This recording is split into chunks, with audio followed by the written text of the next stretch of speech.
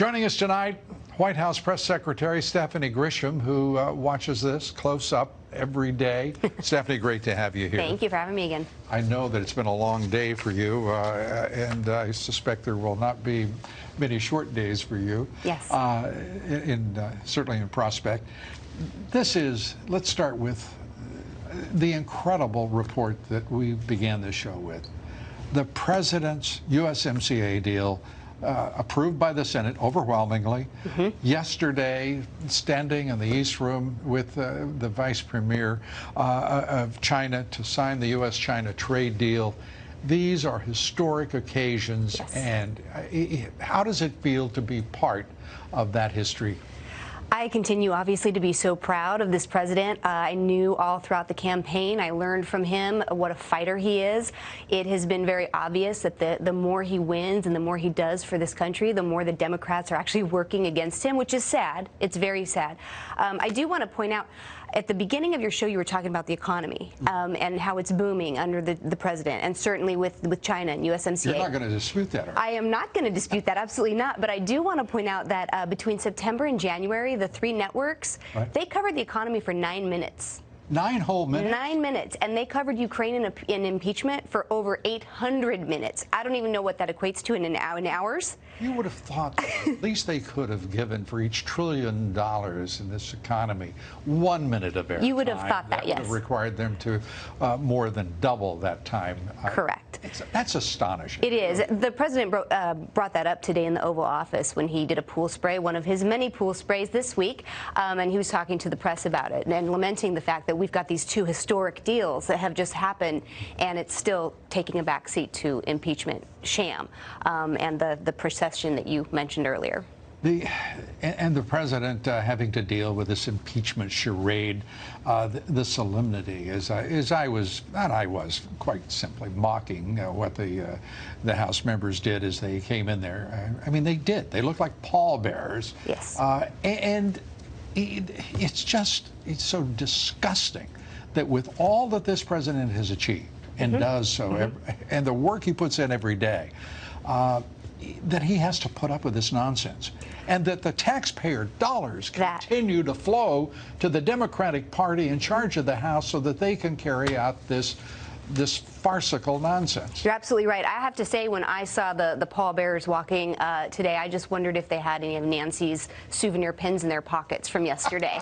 So I agree with you, but the president is undaunted, as you've seen. I mean, again, he's working. He signed the Religious Freedom Executive Order today. We're welcoming LSU to the White House tomorrow, and then we leave for Davos next week. So he's not even worried about it. You know, he continues to work. It's what's so great about this president. And dealing with Russia, the Middle East, Iran, and the list goes on. Yeah. It's amazing, the man's energy, his judgment, and the refusal of the left. Of course, if they ever acknowledged his intellect, his judgment, his capacity as a leader of the free world, they wouldn't have to have an election in November. It would be just simply a forfeiture to the Republicans and this president. Couldn't agree with you more. Do you suppose anyone should negotiate that possibility for them? Let's turn to impeachment. The president today said this. As a matter of fact, I'm just going to quote him. "I think it'll go by very quickly. It's a hoax. Everybody knows that it's a complete hoax, the whole thing with Ukraine, and yet the Democrats persist."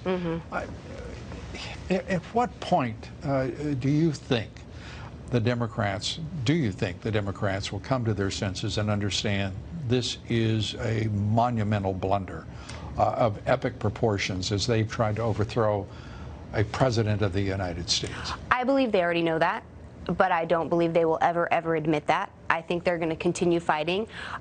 Sometimes I wonder if all the timing was to help one of their candidates in the race who gets to be out there working in Iowa, and others are working here in D.C. So I've been wondering about that. But they're never going to admit anything about anything that they've been doing wrong, and they're just going to continue to yell the word impeachment. It's all they have.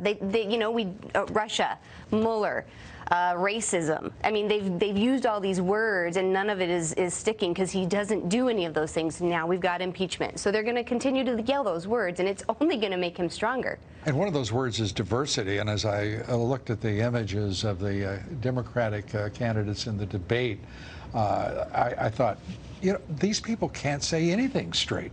They talk, they judge, they are remarkably cynical and downright hateful. And then they are putting their diverse field of candidates all happen to be not very diverse. All while talking about how tolerant the left is. Yeah.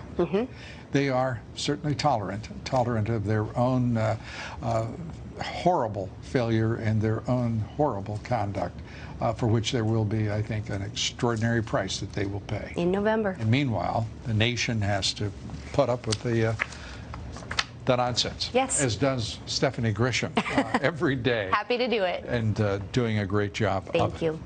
Thank you very much. Appreciate it.